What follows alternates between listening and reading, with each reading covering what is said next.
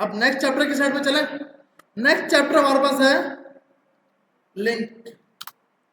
नया चैप्टर जो है वो हमारे पास है लिंक का चैप्टर। लिंक के अंदर हमारे पास हम क्यों लिंक यूज करते हैं, इससे पहले हम एक जगह पे लिंक यूज कर चुके हैं। कौन सी जगह पे? एड्रेस के टैग के अंदर, कि आप एड्रेस के अंदर लिंक को यूज करते हो। लिंक के लिए आपके पास ए का टैग होता है। ए का टैग आपके पास जिसकी फुल फॉर्म होती है एंकर का टैग। ए का टैग होता है एंकर का टैग। लिंक है क्या? Link between pages. एक पेज से दूसरे पेज पे जाने के लिए आप लिंक को यूज करते हो कि एक पेज से दूसरे पेज पे किस तरह मूव किया जाएगा। उसके लिए आप लिंक को यूज करते हो। जो टैग होता है उसका नाम होता है ए का टैग। ए की फुल फॉर्म है एंकर टैग। इसके अंदर सबसे मेन एट्रीब्यूट होता है एच रेफरेंस, जिसकी फुल फॉर्म होती है हाइपर रेफरेंस। आपने एड्रेस के अंदर किस तरह यूज किया था, क्योंकि हम ईद से आए हैं तो सब कुछ भूल चुके हैं, तो यहाँ पे हम चेक कर लेते हैं कि हमने क्या किया था। टेक्स्ट कुछ याद आ रहा होगा, यहाँ पर जाकर आपने लिखा था मेल टू, और आपका ओनर का जो भी आपका ईमेल होगा वो आप यहाँ बताओगे। तो ये काम हम एड्रेस में कर चुके हैं। ऐसे है ना भाई? फर्क क्या था? यहाँ पर आप मेल टू देते हो कि किस ईमेल पे आपने मैसेज को सेंड करवाना है। ए का टैग होता है हाइपर रेफरेंस मेल टू, जिसके अंदर आप ईमेल देते हो किसको ईमेल करना है। ए का टैग क्या है? एंकर का टैग एच रेफरेंस, इसका एट्रीब्यूट जो कि बहुत जरूरी है, जिसकी फुल फॉर्म है हाइपर रेफरेंस। अब हम जो ये चीज और थी, ये और काम था। अब जो हम कर रहे हैं वो और काम है। अब जो हम कर रहे हैं वो है लिंक बिटवीन पेजेस। एक पेज से दूसरे पेज पे मूव कैसे होता है। अभी तक क्या है कि हमने जितनी भी क्लासेस का काम किया वो एक ही फाइल के अंदर है। अब हम चाहते हैं कि क्लास 1 का काम अलग हो, क्लास 2 का अलग हो। मैं क्लास 1 पे क्लिक करूं तो क्लास 1 का आउटपुट आ जाए, क्लास 2 पे क्लिक करूं क्लास 2 का आउटपुट आ जाए। तो उसके लिए आप सिंपल यूज करते हो लिंक। अच्छा, अभी हम जितनी भी वेबसाइट बना रहे हैं वो सब स्टैटिक ही हैं, वो सब डायनामिक नहीं है। भाई स्टैटिक और डायनामिक में क्या फर्क है? सही। स्टैटिक, अगर हमसे कोई पूछे भाई स्टैटिक वेबसाइट की एक एग्जांपल दो, स्टैटिक वेबसाइट की एग्जांपल है पोर्टफोलियो। आपकी अपनी पोर्टफोलियो जो कि सिर्फ आपकी प्रॉपर्टी है, उसको बाकी सब यूजर सिर्फ व्यू करेंगे, उस पर कुछ लिख नहीं सकते। तो आपका इस टाइप की वेबसाइट को आप बोलते हो स्टैटिक वेबसाइट। डायनामिक वेबसाइट आपका फेसबुक, वो प्रॉपर्टी किसी और की है, हम उसको यूज हम भी कर रहे हैं, हम रिक्वेस्टें भेज रहे हैं, मैसेज कर रहे हैं, लाइक कर रहे हैं, कमेंट्स कर रहे हैं, सब काम हम कर रहे हैं, जबकि ओनर कोई और काम में लगा हुआ है और वो खुद रोकड़ा कमा रहा है, वो हमें किसी काम पे लगा के छोड़ गया है। तो इस टाइप की वेबसाइट क्या है? डायनामिक, कि जहां पर टू वे कम्युनिकेशन होती है इस वेबसाइट के अंदर। अब जो हम बना रहे हैं, अभी हम स्टार्टिंग में वेबसाइट स्टैटिक ही बनाएंगे कि जब तक डेवलपर ना चाहे तब तक नया डेटा ना आए। आप डायनामिक वेबसाइट तब बना सकते हो जैसे आपके पास एग्जांपल के तौर पर आप इसके लिए एडमिन डैशबोर्ड बनाया जाता है। जैसे अगर मैं एक एडमिन डैशबोर्ड दिखाता हूँ, एडमिन डैशबोर्ड में क्या होता है, अब जैसे क्लाइंट ने कोई नई फाइल डालनी है या क्लाइंट ने चेक करना है कि भाई इस महीने मेरे पास कितने लोग आए, मेरी कितनी अर्निंग हुई, मेरा कितना फायदा हुआ, ये सब आपके पास डेटा एडमिन पैनल पे स्टोर होता है। ये है टू वे कम्युनिकेशन। क्यों? यूजर आएगा, आपकी वेबसाइट को यूज करेगा, सब्सक्रिप्शन लेगा, वो सब। अब इसमें कोई क्लाइंट चाहता है कि मुझे कुछ नया डेटा डालना है, तो वो यहाँ से जाकर डाल भी सकता है नया। जैसे ही डालेगा और अपलोड करेगा तो आपका उसके हिसाब से ये डेटाबेस में स्टोर हो जाएगा। तो ये बोल रहा है भाई इस अभी तक इस फाइल में आपको कोई यूजर आपके पास नहीं आया, ना इस फाइल में आज के दिन आपका इंस्टॉल हुए, ना नेट इंस्टॉल हुआ। तो मिसाल के तौर पर ये दिखाने का मकसद कि अभी जो हम वेबसाइट बनाएंगे वो सब स्टैटिक होंगी। हम डायनामिक तब बना पाएंगे जब हम डेटाबेस पे काम करना स्टार्ट करेंगे। डेटाबेस कि आपकी स्टोरेज, आपका डेटा कहाँ पे स्टोर हो रहा है, वो सब आप स्टोर करोगे। सर खा रहे क्या है? नहीं आपके साथ वाले। तो मैंने कहा ओके। तो डेटाबेस, अब डेटाबेस के जिसके अंदर आपका डेटा स्टोर हो रहा हो, मतलब आप इसके लिए हम स्टार्टिंग में फायरबेस यूज करेंगे, आगे जाके हम मोंगोडीबी यूज करेंगे, ये दो डेटाबेस। तो अभी हमें सिर्फ ये पता होना चाहिए, जो मेन मकसद बताने का है भाई, अभी जो हम वेबसाइट बनाएंगे, जो पेजेस बनाएंगे, वो सब स्टैटिक होंगे। स्टैटिक से मुराद जब तक डेवलपर उसमें जाकर चेंजिंग नहीं करेगा तब तक उसमें कुछ चेंजिंग नहीं होगा। डायनामिक होता है कि आपके पास आज आपने अपनी प्रोफाइल पे पोस्ट डाली, रात को सोए, सुबह उठे 120 कमेंट आ गए। अगर आपकी ज्यादा लोग हैं, आपको जानने वाले हैं, तो 120 लोगों ने आकर आपकी वेबसाइट पे आपकी पोस्ट पर कमेंट कर दिया, तो वो होता है डायनामिक, जहां पे टू वे कम्युनिकेशन है, कि आप बोल भी सकते हो और आप सुन भी सकते हो, तो ये आपका टू वे कम्युनिकेशन है। लेकिन जो अभी हम स्टार्टिंग में वेबसाइट बनाएंगे वो स्टैटिक वेबसाइट्स होती हैं। स्टैटिक वेबसाइट के अंदर हमारे पास आप जो लिंकिंग बनाते हो वो ए के टैग के जरिए होती है। ए का टैग होता है एंकर का टैग, जिसके अंदर आपने href की बात की। इसके साथ साथ अब हमारे पास आते हैं यूआरएल। हमारे पास दो टाइप के यूआरएल होते हैं, एक होता है एब्सोल्यूट यूआरएल और एक होता है रिलेटिव यूआरएल।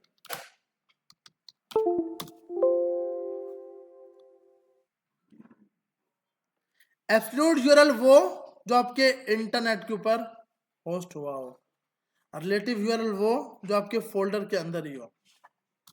देखो वापडा वाले कभी भी नहीं चाहेंगे कि आप कुछ आगे निकलो, तो इसलिए, और ना सिलानी चाहेगा, नहीं ये सिलानी चाहेगा यार। अच्छा, तो इसलिए आपने कोशिश करनी है कि लाइट नहीं है फिर भी हमें लगे रहना है और सुनते रहना है। ऐसा नहीं है कि अभी लाइट तो ऑन हो तब बोलना यार समझ नहीं आ रही, तो कोशिश करना है क्योंकि जब तक लाइट नहीं है तब तक कुछ ना कुछ तो बोलना है ना यार। तो एब्सोल्यूट यूआरएल हमारे पास होता है, जो इंटरनेट पर वेबसाइट आपने होस्ट कर दी वो होती है एब्सोल्यूट यूआरएल। यूआरएल की फुल फॉर्म होती है यूनिवर्सल रिसोर्स लोकेटर, कि आपकी वेबसाइट कहां पर लोकेट कर रही है।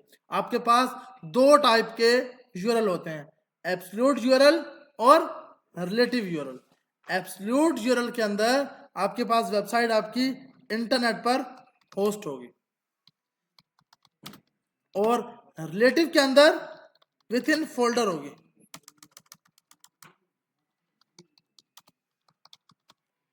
के फोल्डर के अंदर ही आपने रिलेटिव यूआरएल को डिफाइन किया होगा। अब हमें कोडिंग स्टार्ट करनी है, अब तो ऑन होना चाहिए अब तो,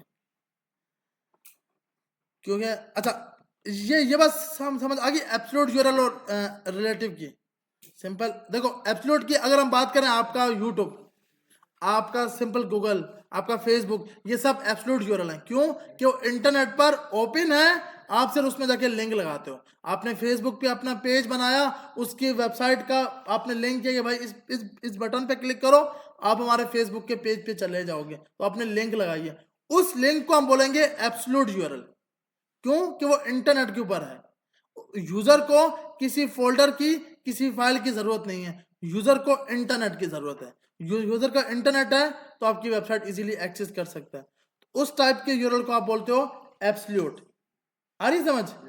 रिलेटिव का मकसद क्या है कि वो उस फोल्डर के अंदर होगा। मतलब अगर आपने मेरी वेबसाइट देखनी है, रिलेटिव है, तो आपका वो पूरा फोल्डर होना चाहिए, तो ही आप वेबसाइट देख सकते हो, नहीं तो आप वेबसाइट नहीं देख सकते। मिसाल के तौर पे अब तक आपने कोई वेबसाइट होस्ट नहीं की, इंटरनेट पे नहीं डाली, और आप अपनी असाइनमेंट दिखाना चाहोगे, तो आप पूरा फोल्डर लेके आओगे कि भाई इस फोल्डर को चेक करो, इसमें होम का पेज भी है, अबाउट का पेज भी है, कॉन्टैक्ट का पेज भी है। लेकिन वो जब तक आप, अगर आपने अपने पास बनाया है और मुझे सिर्फ होम की फाइल दी है, तो मैं सिर्फ आपका होम का कोड चेक कर सकता हूँ, बाकी फाइलों का कोड या वो उसका आउटपुट तो नहीं ना देख सकता। जब तक उस टाइप की यूआरएल को बोलते हैं रिलेटिव यूआरएल, कि आपका जो यूआरएल है वो रिलेटिव है। जब तक वो फोल्डर होगा तब तक एक्सेस कर सकते हो, जब फोल्डर नहीं है तब तक एक्सेस नहीं कर सकते।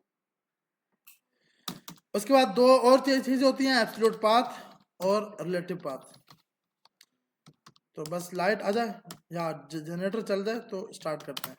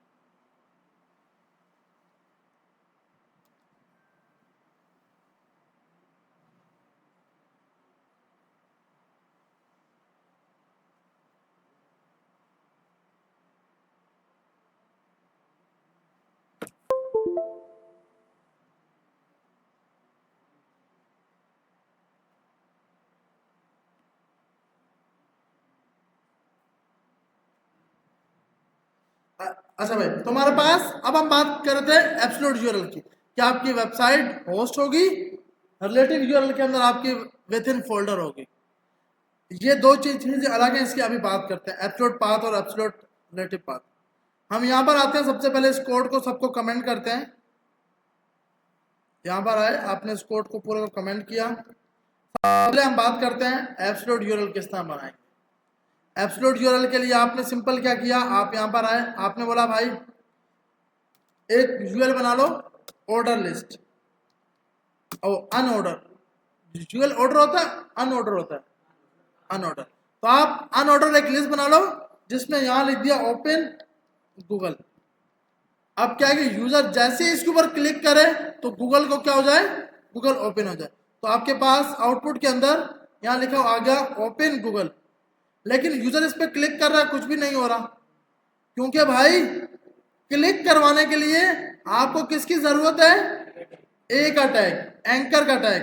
चले चले भाई, ए का टैग लगा दिया, href दे दिया .google.com। अब हम यहां पर आए, लेकिन अभी भी क्लिक नहीं हो रहा। हाँ, अब ये जो टेक्स्ट लिखा हुआ है ना ओपन गूगल, इसको यहां पे नहीं रखना, इसको इस ए के बीच में जाकर इधर रखना। अब जैसे ही रखा तो उसका कलर चेंज हो गया। इससे पहले जब तक ये नहीं था तब तक यूं करके कलर आ रहा था। अब जब आपने इसको उठाकर इसके अंदर रखा तो आपके पास इसका कलर चेंज हो गया। अब जैसे ही मैंने इस पर क्लिक किया, आपका गूगल पे, एक मिनट, इसने क्या, मैं इसको पूरा पाथ बताना पड़ेगा।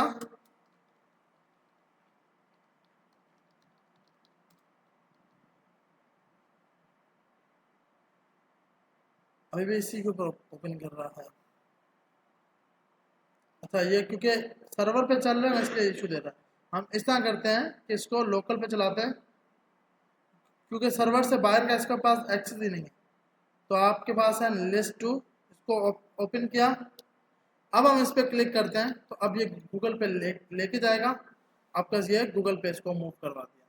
आपके पास ये पहले इसलिए ओपन नहीं करवा रहा था क्योंकि आपने सर्वर पे रन किया, तो सर्वर बाहर की फाइल को एक्सेस नहीं कर सकता।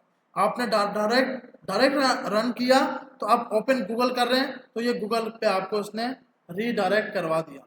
उसके बाद हमारे पास यहाँ पे आते हैं। अब इधर जाकर आपने ये हमारे पास आ गया। अब ये कौन सा यूआरएल है, ये एब्सोल्यूट। जैसे इंटरनेट बंद होगा, अगर मैंने अभी इंटरनेट बंद किया तो वो ये डेस्क कनेक्ट हो जाएगा, लेकिन आपको सिंपल पता है कि भाई ये एक्सेस नहीं हो पाएगा, है ना भाई। ऐसे जब इंटरनेट बंद होगा तब तो ये एक्सेस ही नहीं हो पाएगा। तो एब्सोल्यूट यूआरएल आपकी वेबसाइट होती है, आपका वो पाथ होता है जो होस्ट हुआ हो, जो क्या हुआ हो, होस्ट हुआ हो। तो और उसके बाद सेकंड चीज इसके अंदर होती है कि आपके पास इंटरनेट पर एक्सेस होगी। ये एक्सेस के ऊपर होगी, इंटरनेट पे। अब हम बात करते हैं रिलेटिव यूआरएल की। तो रिलेटिव यूआरएल के लिए आपने यहाँ पे आगे ए का टैग बनाया, एच रेफरेंस, जहां पे आगे आपने बोला क्लास 1 कि भाई जो हमने क्लास 1 में पढ़ा था वो मैं दिखा दो, और फाइल का नाम आपने रख दिया index.html। तो यहाँ पर आए, पेज पे रिफ्रेश किया तो ये आपके पास ये एक ही लाइन पे क्यों आ रहा है, BR, या फिर क्योंकि आप एलआई जब यूज कर रहे हो तो एक नया एलआई बनाओ ना, ऐसे ना भाई, एक नया एलआई बनना चाहिए। तो हमने एक नया एलआई बनाया और इधर आए, पेज पे रिफ्रेश किया तो अब दो अलग अलग आ गए। एक आ गया ओपन गूगल, एक आ गया क्लास।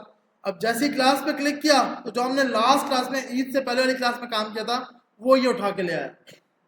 ऐसे है ना भाई, ये हमने लास्ट क्लास में काम किया था ना, सब स्क्रिप्ट, सुपर स्क्रिप्ट, याद है कुछ या नहीं।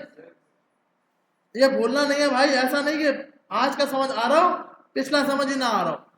तो और हमने ये किया था कि भाई फुल फॉर्म आती है कि आपकी वाटर की फुल फॉर्म क्या और ये सब कुछ, तो आप सिंपल इस तरह करके दिखा रहे हो। तो आपके पास आपने ये यहां पर आकर कुछ इस टाइप का ट्राई किया। अब ए का टाइप, ये आपके पास कौन सा पाथ है, absolute URL.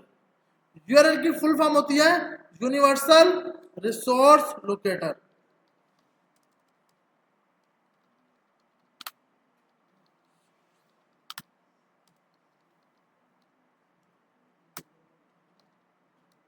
Universal resource locator, जिसको आप यूआरएल बोलते हो, जो कि आपके एब्सोल्यूट यूआरएल होता है। तो ये आपके पास एब्सोल्यूट यूआरएल है और ये वाला आपका रिलेटिव यूआरएल है। रिलेटिव का मकसद कि फोल्डर जी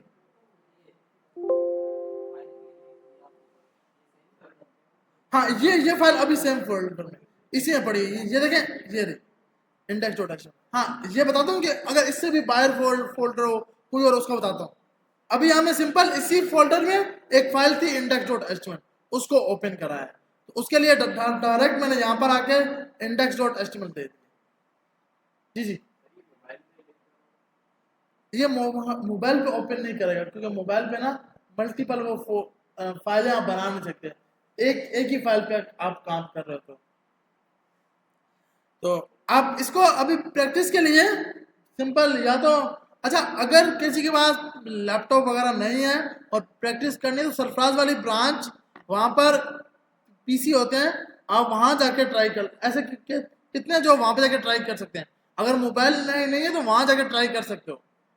सरफराज वाली जो सरफराज वाली ब्रांच देखिए ना, जो सी यहाँ पर है, तो वहाँ पे अब, क्योंकि वहाँ पे मेरे ख्याल 6 से 8 में एक क्लास है, और अभी फ्री है, 3 से लेकर 5 तक फ्री है। तो आप 3 यहाँ से डायरेक्ट, लेकिन मसला है यहाँ पहले सर की सुनी है, आप 3 से 5 वहाँ जाएं तो हिम्मत ही नहीं है ना, ऐसे ही है ना। लेकिन बाकी दिनों में जब जब भी फ्री हो, जब भी टाइम मिले, वहाँ यहाँ पे तो आने का फायदा नहीं है, क्योंकि यहाँ पे कोई भी नहीं होगा। यहाँ पे अभी सिर्फ वीकेंड की क्लासेस हो रही हैं।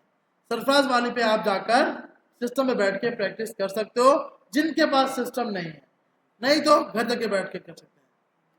सही है भाई। तो अगर मोबाइल पे ये मसला आ रहा है ना, तो कोई भी दिन सरफराज वाली ब्रांच में जाकर बैठकर ये काम कर लेना, लास्ट वाले पीसीस पे, उसमें सब सेटअप हुआ पड़ा है। अच्छा, तो हमारे पास ये आपके पास आ गया। अब ये जो पाथ होता है, ये होता है रिलेटिव यूआरएल, कि आपके फोल्डर के अंदर ही फाइल होगी। ये जो मैंने फाइल ओपन कराई है index.html, ये इसी फोल्डर के अंदर है। अगर किसी को समझ नहीं आ रहा तो हम यहाँ आते हैं, नया फोल्डर बनाते हैं, ताकि जिसको मुश्किल लग रहा हो हम दोबारा से इसको करते हैं। टेंशन तो लेनी नहीं है, क्योंकि एक्सप्रेशन से लग रहा है कुछ समझ नहीं आ रही। लिंक्स, तो मैंने एक फोल्डर बनाया जिसका नाम रखा लिंक्स। सही है भाई। इसको ओपन करते हैं।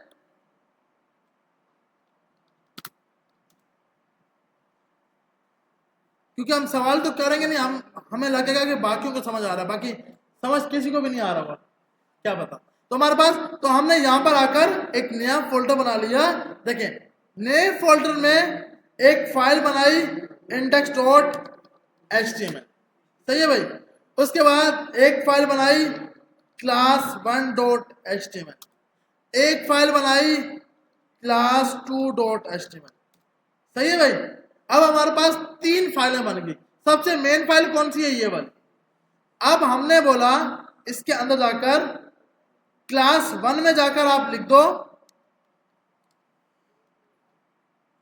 थोड़ा सा टाइम लगा रहा है शॉर्टकट आने में, तो ये आ गया आपका शॉर्टकट। तो आपने यहां जाके H1 दिया और लिखा क्लास 1, कॉपी किया, यहां पर आए, यहां पे लिखा क्लास 2। तो ये 2 फाइलें बन गई, एक क्लास 1 की और एक क्लास 2 की। यार इनको बोलना हाथ मुंह धो, क्या यहाँ पे मैंने आपकी बात कर ली है, अब आप नेक्स्ट कोर्सेज में आइएगा। नहीं, वो आप या तो सर शुएब से मिलके जाइएगा, और अब नेक्स्ट क्लास में आप मत आइएगा। अब आप जाके हाथ मुंह धो के आए। उठो उठो उठो भाई, वरना क्लास यहीं पे रुकी रहेगी यार।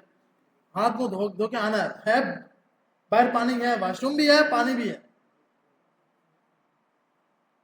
अच्छा, सर से मिल के जाइएगा, क्योंकि मैंने बता दिया, वो बोल रहे हैं। ठीक है, अब नेक्स्ट टाइम ट्राई करना, ठीक है। अभी ये समझ नहीं आएगा, वैसे ही नहीं आएगा। अच्छा, तो हमने यहाँ पर आकर ए का टैग दिया। उसके बाद हमने बोला भाई ओपन फाइल 1, ठीक है भाई। अब एक और ए का टैग दिया, इस पे लिखा ओपन फाइल 2। अब देखिए, हमने ना 2 ए के टैग बना लिए। आ रही है समझ? अब मैंने कहा जब इस पे क्लिक करूं तो क्लास 1 को ओपन कराओ, जब इस पे क्लिक करूं तो क्लास 2 को ओपन कराओ। तो आपने यहां पर आकर href में दे दिया क्लास 1.html, क्योंकि हमने ये थोड़ी देर पहले फाइल बनाई है, ऐसी है ना भैया। और नीचे आप वाले में दे दिया क्लास 2.html। इधर आए, यहाँ पर आके आप इस फोल्डर को ओपन कर लेते हैं, लिंक वाले फोल्डर को। तो हमने जब इसको रन किया तो हमारे पास लिखा आ रहा है ओपन फाइल 1, ओपन फाइल 2। भाई ये अलग अलग क्यों लाइन पे आ रहा है? हमने बोला इसको ऑर्डर लिस्ट बना दो पहले, तो फिर इसमें लिस्ट आइटम बना दो, और इसके अंदर इसको उठा के इसमें लगा दो, क्योंकि जो चीज ट्राई की है ना उसको बार बार ट्राई करते रहो, तभी समझ आएगा। अब मैंने रिफ्रेश किया तो ये ऑर्डर लिस्ट में आ गया कि भाई open file 1, open file 2। File 1 पे क्लिक किया तो ये क्लास 1 लिखा हुआ आ गया। अगर मैं नीचे वाले पे क्लिक करता हूं तो क्लास 2 लिखा हुआ आ गया। ये क्या है? फाइलों के अंदर ही है। तो इस पाथ को आप बोलते हो रिलेटिव यूआरएल, कि आपका जो पाथ होगा, जो फोल्डर होगा, वो उसके साथ पड़ा होना चाहिए। अब सवाल है कि भाई सर जो थोड़ी देर पहले आपने काम कराया हम वो ओपन करना चाहते हैं, वो कैसे करेंगे? हमने बोला ओपन, यहाँ पे एक अटैक दिया जिसमें हमने यहाँ लिखा ओपन लिस्ट टॉपिक फाइल।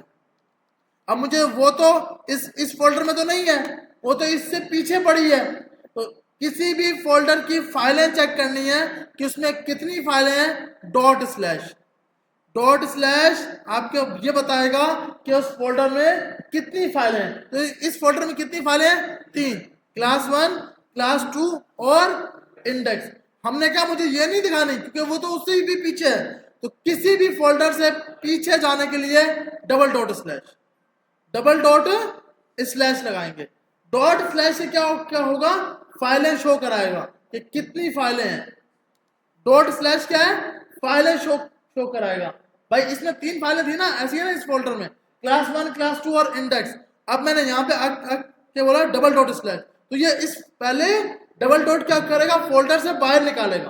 पहले इसने फोल्डर से बाहर निकाला और उसने बताया कि भाई आपके फोल्डर में ये कुछ फाइलें पड़ी जो अभी आपने बनाई है। तो हमने सबसे लास्ट कौन सी फाइल बनाई थी? ये वाली। अब हम यहाँ पे क्लिक करते हैं, पीछे लेके जाते हैं। अब मैं इस पे क्लिक करूंगा। अब आपका सवाल हो सर ये नेक्स्ट लाइन पे क्यों आ गया? इसलिए क्योंकि भाई स्पेस बचाने के बाद इतना है, इसलिए वो नेक्स्ट लाइन पे आया। वो वैसे नेक्स्ट लाइन पे है नहीं, स्पेस की वजह से।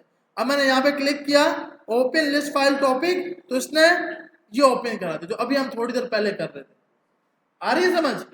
तो आपके पास याद रखना, आपको बस याद क्या रखना है, अगर आपको अपने चाइल्ड चेक करने हैं, अपने क्या चेक करने हैं? चाइल्ड के इस फोल्डर के कौन कौन से चाइल्ड हैं, तो आप क्या लगाओगे? Dot slash. चाइल्ड में फाइलें भी आएंगी और फोल्डर भी आएगा। डबल डॉट स्लैश ये क्या बताएगा? बैक 1 स्टेप, एक स्टेप आपको पीछे लेके जाएगा। एक स्टेप क्या करेगा? पीछे लेके जाएगा। हाँ बिल्कुल गुड, मैं यही बता रहा था। अब भाई हमने इससे भी पीछे जाना है। हमने बोला भाई इससे भी पीछे जाओ, तो क्या 3 डॉट लगाएंगे? नहीं, इसके लिए क्या है? डबल डॉट स्लैश, फिर से डबल डॉट स्लैश और फिर से डबल डॉट। जितने पीछे जाना है ये 2 ही हैं। डॉट स्लैश का मकसद उसी फाइल में रहकर जितनी फाइलें हैं वो उठा के लाओ, जितने फोल्डर हैं वो उठा के लाओ। डबल डॉट स्लैश का मतलब एक स्टेप और पीछे चल जाओ। तो जितना पीछे भेजना है जी मतलब आपके पास देखें, एक आपने वेबसाइट बनाई है, मिसाल के तौर पर आपने एक ई कॉम बनाई है। ई कॉम के अंदर आपका होम पेज पड़ा है मेन पर, इंडेक्स पर। इंडेक्स से आप चले गए अपने प्रोडक्ट पे। आप प्रोडक्ट का एक फोल्डर था, उसके अंदर एक फाइल थी store.js की फाइल, और इसके अंदर एक था folder simple add to cart का। ऐड टू कार्ट में एक नया फोल्डर था ऑर्डर्स का, और उसमें था user.js। अब क्या है? अब मुझे यूजर से डायरेक्ट इंडेक्स पे पहुंचना है। मुझे यूजर से यूजर अब चाहता है कि बहुत हो गया, मेरे पास तो इतने पैसे ही नहीं है कि मैं कौन सा ऑर्डर करूं। अब यूजर चाहता है कि मुझे पीछे जाना है। तो अब पीछे के लिए क्या है? वो ऐसा नहीं कि पहले ऑर्डर के पेज पे आए, फिर कार्ड के पेज पे आए, फिर स्टोर के पेज पे आए, फिर प्रोडक्ट के। यूं तो यूजर फिर अगली बार वेबसाइट पे आएगा नहीं। हम ये चाहेंगे ना, अगर यूजर चाहता है मुझे नया प्रोडक्ट खरीदना है तो मैं इस फोल्डर में चला जाऊँ, अगर मुझे स्टोर को देखना है तो मैं स्टोर के फोल्डर में चला जाऊँ। तो इसलिए आपको ये चीज करनी होती है कि भाई अगर उसी फोल्डर की फाइलें दिखानी है, मतलब आपके पास ऐड टू कार्ट एक फोल्डर है और एक नेक्स्ट टू पेमेंट है, एक साथ है, तो आप लगाओगे डॉट स्लैश। अगर प्रोडक्ट का पेज है और होम का पेज है तो पीछे लेके जाना है डबल डॉट स्लैश। तो इसलिए आपको क्योंकि एक ही फोल्डर में मल्टीपल फाइलें होंगी, एक फाइल तो होगी नहीं, तो आप इसको पीछे लेके जाने के लिए डबल डॉट स्लैश लगाओ। कितने स्टेप पीछे जाना है, तो डॉट स्लैश का मकसद एक बार पीछे जाएगा। अब ये कितनी बार पीछे पीछे जाएगा, 2 बार। अब ये 3 बार पीछे जाएगा क्योंकि फर्स्ट, सेकंड और थर्ड। अगर मैंने ये लगाया तो पहले 2 बार पीछे मूव करेगा, फिर जो इस फोल्डर में है वो सब फाइलें लेके आएगा। 2 बार पीछे करके अब जो इसमें फाइलें हैं वो दिखाएगा। क्यों कि भाई डॉट स्लैश लगाओ। आ रही समझ? तो ये हमारे पास डबल डॉट स्लैश और डॉट स्लैश में फर्क है। डॉट स्लैश उसी फोल्डर को ओपन कराएगा, डबल डॉट स्लैश फोल्डर से भी पीछे निकालेगा, एक स्टेप पीछे लेके जाएगा। सही है भाई, यहां तक सब कुछ समझ आ गया। अब बात करते हैं एब्सोल्यूट यूआरएल की। एब्सोल्यूट पाथ और अच्छा, टाइम को नहीं देखना क्योंकि अक्सर आवाम आप सोच रहे हो कि टाइम हो गया, जब तक, क्योंकि मसला बताऊँ हमारा कोर्स बहुत बड़ा है, 4 क्लासेस बीच में हुई नहीं है, तो अब खींचेंगे तो ही चल पाएगा ये कोर्स, क्योंकि बहुत लंबी लिस्ट आपने देखी थी स्टार्टिंग में जो हमने शो कराई थी, वो बहुत लंबा कोर्स है, तब तक तो मुश्किल हो जाएगा। तो इसलिए कोशिश करनी है, क्योंकि क्लास सिर्फ 2 दिन होती है, तो ज़्यादा ताकि हम 2.5-3 घंटे तो पूरे दे सकें, क्योंकि बीच में नमाज भी आती है आधे घंटे की। तो इसलिए एब्सोल्यूट पाथ तो हम 3:20 तक क्लास खत्म करते हैं, टेंशन नहीं लेनी। एब्सोल्यूट पाथ और रिलेटिव पाथ। एब्सोल्यूट पाथ वो पाथ होता है जो आपके पास direct start from directory, relative path within folder. अब आप बोलोगे सर थोड़ी देर पहले भी तो विथ इन फोल्डर बोला था, एक तो हमने चाय नहीं पी, सर में वैसे दर्द हो रहा है, ऊपर से विथ इन फोल्डर आ रहे हैं। देखो फर्क क्या है, पाथ का मकसद ये जो आप दिखा रहे हो ना, इसी फोल्डर के अंदर, इसी फोल्डर से बाहर, ये है रिलेटिव पाथ। ये क्या है, रिलेटिव के आगे पीछे ही है कहीं ना कहीं। एक फाइल जो आपके डेस्कटॉप पे पड़ी है, जो आपके कहां पे पड़ी है, डेस्कटॉप पे। अब मैं चाहता हूं कि यार मुझे ना ये फाइल जो डेस्कटॉप पर पड़ी है, ये फाइल दिखानी है इंडेक्स वाली, ये फाइल आपको शो करवानी है आउटपुट के अंदर, ये फाइल। अब ये तो कहां पे पड़ी है, डेस्कटॉप पे पड़ी है। अब मैं पीछे जाते जाते ही पागल हो जाऊंगा, कितना पीछे जाऊं ये तो मुझे कभी समझ ही नहीं आएगा, ये तो खुद बेचारा पागल हो जाएगा। तो इसके लिए आप यूज करते हो एब्सोल्यूट पाथ। आप क्या यूज करते हो, एब्सोल्यूट पाथ निकालते कैसे हैं? एब्सोल्यूट पाथ निकालना बहुत इजी है, कोई मुश्किल नहीं है, सिंपल। आप यहाँ पे आए रन, आपने लिखा RUN, रन लिख के जो फाइल आपने ओपन करानी है, अब जैसे मुझे ये फाइल ओपन करानी है, ये उठा के आपने यहाँ दे दिया इस इनपुट बॉक्स के अंदर, तो आपको ये इसने पाथ बता दिया कि भाई ये आपके पास पाथ है। इसका नुकसान क्या है एब्सोल्यूट पाथ का, कि ये सिर्फ और सिर्फ वही बंदा एक्सेस कर सकता है जिसके यूजर का नाम प्रो टैब हो, उसके डेस्कटॉप पे ये फाइल पड़ी होनी चाहिए, क्योंकि ये यूजर का नेम है।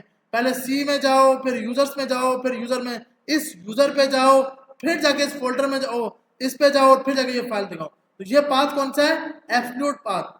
ये पाथ आप ये फाइल अगर किसी को भी दोगे, वो भले पूरा फोल्डर भी होगा तब भी ओपन नहीं करा सकता। क्यों कि क्या पता उसका यूजर नेम ये ना हो, ऐसी है ना भाई, क्या पता उसके पास ये डेस्कटॉप पे ना पड़ा हो, क्या पता वो उसने कहीं और रखा हो। तो ये एब्सोल्यूट पाथ सिर्फ आपको सिखाया जाता है, आपको बताया जाता है, लेकिन कभी भी प्रोजेक्ट में यूज नहीं करना।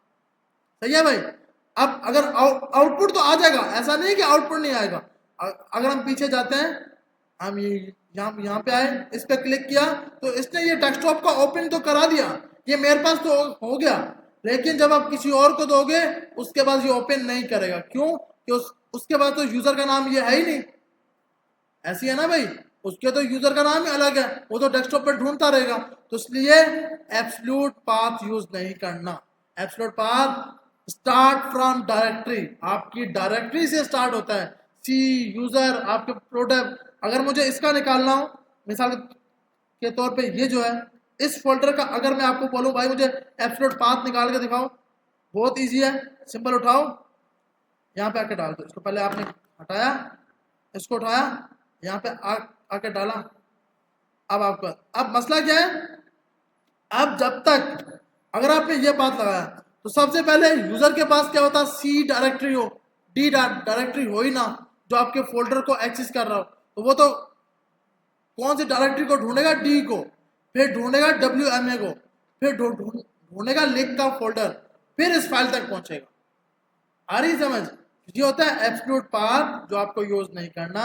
सिर्फ पता होना चाहिए एब्सोल्यूट पाथ स्टार्ट होता है फ्रॉम डायरेक्टरी, आपकी डायरेक्टरी से स्टार्ट होता है। Relative path within folder, folder के आगे पीछे ही पड़ा होगा। कैसे आगे पीछे? जैसे आपने यहां बताया कि भाई dot, double dot slash, dot slash, double dot slash, यहां से बाहर निकलो, यहां से बाहर निकलो, ये सब आप बता रहे हो। तो ये क्या है, रिलेटिव पाथ है कि फोल्डर के आगे पीछे ही घूम रहा है। आ रही समझ? तो आप रिलेटिव पाथ यूज करोगे। तो हमें 4 चीजों का पता लग गया लिंक के अंदर। एक absolute path, relative path, absolute URL, relative URL. Absolute URL जो होता है वो इंटरनेट पे होस्ट होता है, उसको एक्सेस करने के लिए इंटरनेट का होना बहुत जरूरी है। रिलेटिव के लिए, रिलेटिव यूआरएल के लिए इंटरनेट का होना जरूरी नहीं है, वो फोल्डर के अंदर होता है। एब्सोल्यूट पाथ आपके सिस्टम का पाथ, आपकी डायरेक्टरी का पाथ, वो सिर्फ आपके पास एक्सेस होता है, किसी और के पास एक्सेस कभी भी नहीं हो सकता, क्योंकि उसका यूजर नेम और फोल्डर चेंज हो सकता है। रिलेटिव पाथ आप लगा सकते हो, रिलेटिव पाथ लगा सकते हो, रिलेटिव यूआरएल लगा सकते हो, एब्सोल्यूट यूआरएल लगा सकते हो, एब्सोल्यूट पाथ नहीं लगा सकते। सही है भाई? यहां तक सबको समझ आ गई? अब हमारे पास क्या है, क्या आपने मिसाल के तौर पे अक्सर आपने देखा होगा कि भाई जब मैं इस पे क्लिक करूं तो एक नई फाइल पे ओपन हो। अभी क्या कर रहा है, ये इसी फाइल को रिप्लेस कर रहा है, इसी फाइल को क्या कर रहा है, रिप्लेस कर रहा है। मैं चाहता हूं जब मैं इस पे क्लिक करूं, आता है ना ओपन इन न्यू टैब, कि भाई ये बाय डिफॉल्ट खुद ब खुद ही न्यू टैब पे ओपन हो, ना कि यूजर करे। इसके लिए आप सिंपल क्या पास करते हो, आप यहां पर आकर एक पास करते हो टारगेट, और टारगेट में देते हो ब्लैंक अंडरस्कोर ब्लैंक। इसका मकसद ये है, अब मैं यहाँ पे आया, मैंने क्लिक किया तो आपका ये इसने नया पेज ओपन किया। इसे अब मैं इस पे ओपन करूंगा, ये इसी पेज को चेंज करेगा। आ रही समझ?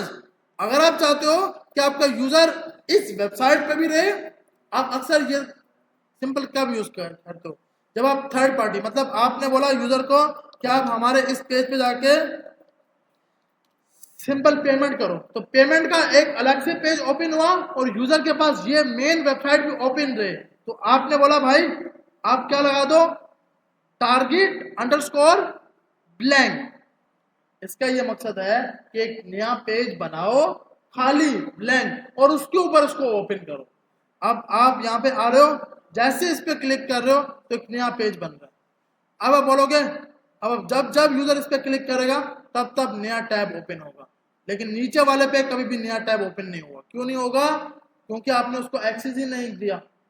आ रही समझ? तो ये टारगेट का समझ आ गया, एक अटैक समझ आ गया।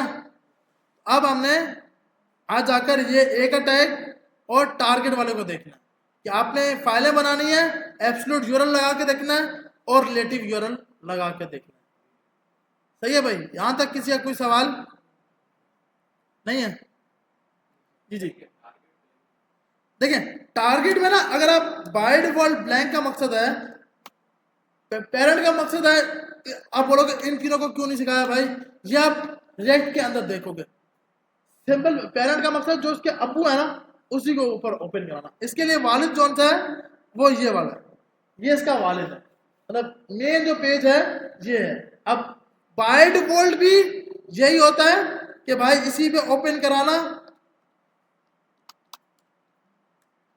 इसी के ऊपर ओपन कराना और इसको रिप्लेस मार देना। सेल्फ का मकसद है कि भाई एक अलग से सेल्फ अलग टैब आपने यहाँ पे दिया सेल्फ, यहाँ पे आया पेज पे हिट किया, आउटपुट में कोई फर्क नहीं आ रहा, लेकिन जब आप इसको होस्ट करोगे तो एक अलग से टैब आएगा। अभी क्योंकि आपने इसको होस्ट नहीं किया हुआ। सेल्फ तब काम करता है जब आप इसको होस्ट कर देते हो। वेबसाइट पे होस्ट किया कि भाई एक अलग से टैब, मतलब सिंपल के तौर पे एक इस टाइप का एक अलग से टैब, छोटा सा टैब बना हुआ है, इस टैब के ऊपर ओपन हो जाए, मतलब जब जब यूजर क्लिक करे तब तब इस टैब के ऊपर ओपन हो। तो सेल्फ वाला आप यूज नहीं कर रहे। अभी आप सिर्फ कौन सा यूज कर रहे हो, ब्लैंक, एक नया पेज बनाओ और उसके ऊपर उसको ओपन कर दो। सेकंड वाला है पेरेंट, जो बाय डिफॉल्ट हो रहा है। दूसरा है आपके पास, तीसरा है टॉप। टॉप जब आपके पास इस वेबसाइट को आप होस्ट करोगे और जैसे मैंने बात की कि अब आप चाहते हो कि यूजर सारे पेज, जितने भी पेज थे सबको क्लोज कर दे और फर्स्ट पेज पे आ जाए, तो आप अंडरस्कोर टॉप लगाते हो कि बाकी जितने पेज से आया उन सबको बीच में स्किप करा दो और सब बंद हो जाए, सिंपल ही आ जाए। लेकिन ये दोनों के दोनों तब एक्सेस हो सकते हैं जब आप वेबसाइट को होस्ट कर चुके हो, इंटरनेट के ऊपर होस्ट करोगे, उसके बाद आप ये काम करवा पाओगे। और साथ में जब आप जावास्क्रिप्ट के जरिए इसका एक्सेस करा पाओगे कि टॉप हो तो ये काम करो, बॉटम हो तो ये काम करो, यहाँ पे शो करो, इतना विड्थ होनी चाहिए, इतनी हाइट होनी चाहिए। तो जब हम जावास्क्रिप्ट में जाएंगे हम इस काम को ट्राई करेंगे। अभी के लिए सिंपल आपको ये पता होना चाहिए, ब्लैंक का मकसद है कि भाई एक नया पेज ओपन कर देना। सही है भाई, यहाँ तक सबको समझ आ गया? जी जी। यार देखो, अगर तो सेम पेज ही है ना, सेम पेज है, मतलब आपके पास ये डिपेंड करता है। आपने अक्सर वेबसाइट में देखो तो चैट का ऑप्शन होता है, साइड बार पे चैट। अब क्या है कि उस पे एक ऊपर ऑप्शन आता है टॉप का कि भाई इस पे क्लिक करो तो एक नई चैट ओपन होती है। अक्सर यहाँ पे साइड बार लगाई जाती है, इस साइड पे राइट साइड पे साइड बार लगाता है। यूजर जैसे ही उस पर क्लिक करे तो एक नया पेज ओपन हो कि इस पेज पे भी रहे और चैट के पेज पे भी चला जाए, तो आप ब्लैंक लगाते हो। आप चाहते हो कि नहीं, यूजर वेबसाइट को यूज कर रहा है, होम पेज को देख रहा है, अबाउट के पेज को देख रहा है, तो आप ब्लैंक नहीं लगाओ। ये डिपेंड करता है आपकी सिचुएशन के ऊपर कि आप क्या काम करना चाह रहे हो, उसके ऊपर आप इस चीज को ट्राई करते हो। सही है भाई? ब्लैंक और टारगेट के आपने ये जो टारगेट तो उसका एट्रीब्यूट है ना, टारगेट एट्रीब्यूट, उसके आगे आपने वैल्यू वैल्यू दे दी, ब्लैंक लगा दी। और कोई या बाकियों को समझ नहीं आया? जिसने सवाल किया उनको समझ आया, बाकी ऊपर से जा रहा है। जी जी। हाँ, अभी जो हम वेबसाइट्स बना रहे हैं ना, ये स्टैटिक है। मिसाल के तौर पर देखें, आपकी अपनी जो पोर्टफोलियो होती है ना, जैसे मेरे पास मैंने अपनी जो पोर्टफोलियो बनाई हुई है, इतनी अच्छी है नहीं, डॉट नेटलीफाई नेटलीफाई पे होस्ट किया हुआ है।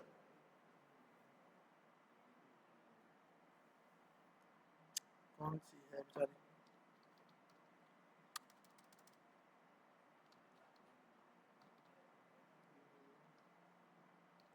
लिंक को याद रखना चाहिए ताकि कोई भी मांगे ना, डायरेक्ट आप उसको दे दो, ताकि आप इजीली आपकी जो वेबसाइट है वो इजीली एक्सेस हो पाए।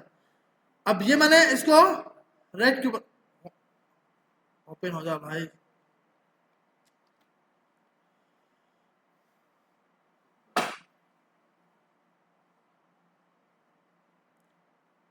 लिंक ये है या नहीं, ये मुझे, हाँ यही है, सही है। तो आपके पास अब ये क्या है, अब जब तक मैं यहाँ पे जाकर, अब जब तक मैं ये फोटो चेंज नहीं करूंगा तब तक ये स्टैटिक। अब यूजर्स क्या है, इसको सिर्फ देख सकते हैं, इसमें जाके चेंजिंग नहीं कर सकते, ये स्टैटिक जब तक, क्योंकि भाई मेरी स्किल्स हैं तो ये सिर्फ मुझे ही पता है, इस पे कोई और आकर लिख नहीं सकता। ऐसी है ना भाई, जो मेरी सर्टिफिकेशन है, जो मेरी पोर्टफोलियो है, वो सिर्फ मेरी है और मैं ही जाके उसको चेंज करूंगा। तो स्टैटिक होती है आपकी अपनी प्रॉपर्टीज, जिसके लिए मैंने आपको एग्जांपल बताई, आपकी पोर्टफोलियो। पोर्टफोलियो सबसे मेन एग्जांपल है स्टैटिक वेबसाइट, क्योंकि आप कभी भी उसको डायनामिक, आप इसको सिंपल क्या करते हो कि जब तक आप खुद, आप एक हैजर्ड सिंपल डेवलपर हो, आपने चेंज किया तो आपका चेंज होगा।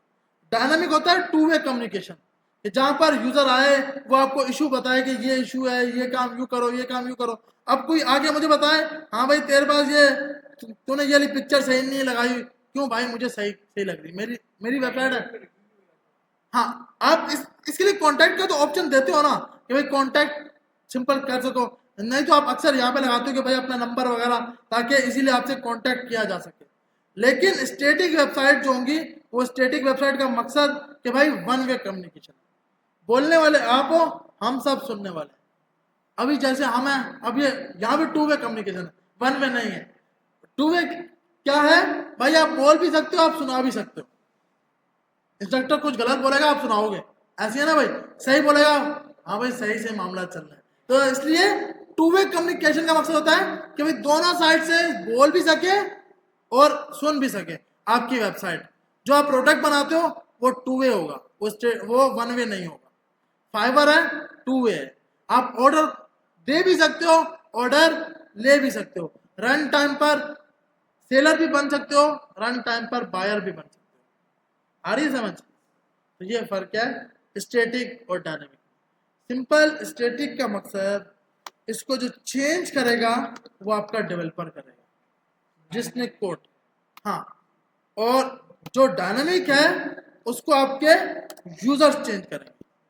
जो फेसबुक का ओनर है वो बनाकर प्रोडक्ट मार्केट में छोड़ दिए, अब उस पर मार्केट प्लेस पे नया डेटा आ रहा है, नई कमेंट्स आ रही हैं, नई लाइक्स आ रही हैं, नई पोस्टें आ रही हैं, उसको तो पता ही नहीं है ना, वो तो सो रहा है, वो तो ओनली पैसा कमा रहा है। लेकिन हम लोग उस पर लगे हैं फेसबुक पे, तो हमारे पास क्या है कि अब ये टू वे कम्युनिकेशन है कि दोनों साइड से बोल भी पा रहे हो, सुन भी पा रहे हो। तो ये टू वे कम्युनिकेशन होती है यार। सिंपल आपके पास अक्सर अगर किसी ने नेटवर्किंग पढ़ी होगी ना, उसका इसका पता होगा कि two way communication, one way communication क्या होती है, उसमें इजीली आपको यह सिखाया जाता है।